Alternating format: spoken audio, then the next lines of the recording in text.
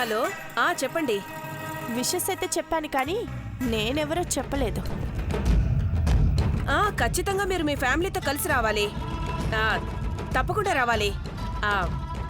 సరే ఉంటానండి. నమస్తే.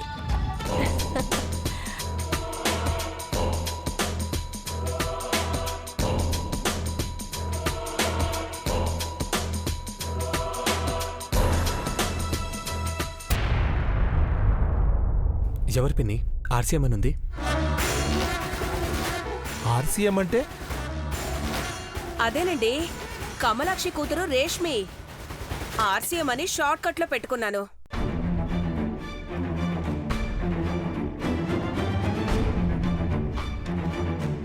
దేవాకి ఎంతమంది ఫ్యాన్స్ ఉన్నారో. ఈ అమ్మాయి అదృష్టవంతురాలు.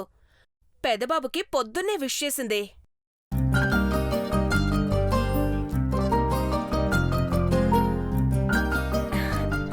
పాతికేళ్ల క్రితం సరిగ్గా ఈరోజు ఈ ఇంట్లో ఉదయం 6:06 సూర్యుడు పుట్టాడు. ఈ వంశానికి వెలుగే ఈ ఘట్టమనేని దేవేంద్ర భూపతి రాజా.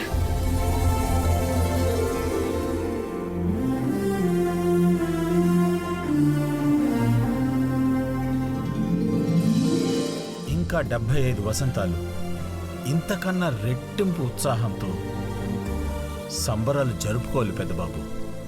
దేవుడు నీకు దీర్ఘాయుషుని కీర్తిని ఇవ్వాలి. అలాగే నాకు తోడికోడల్ని అక్కని ప్రసాదించాలి.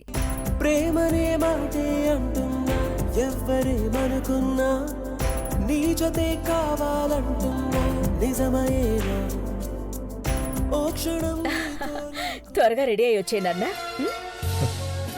త్వరగా వచ్చే పెద్దబాబు. ఈ రోజు వదిన చేతి వంట తినే భాగ్యం నీకు కలిగింది. ఓ అలాగా. అయితే పార్వతి చేయదా? మీ అమ్మకన్నా గొప్పగా ఏం చేయలేదులేవయ్యా.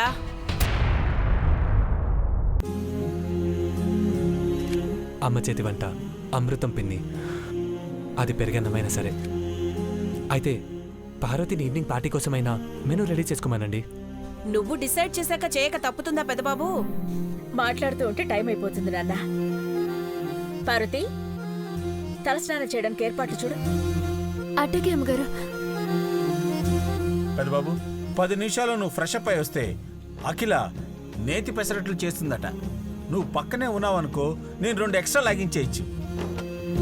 నెయ్యి వాడొద్దని డాక్టర్ చెప్పారు కదా డాడ్. అందుకే నిన్ను తినేటప్పుడు పిలవద్దు అని చెప్పాను. మీరు రెడీ అవ్వండి.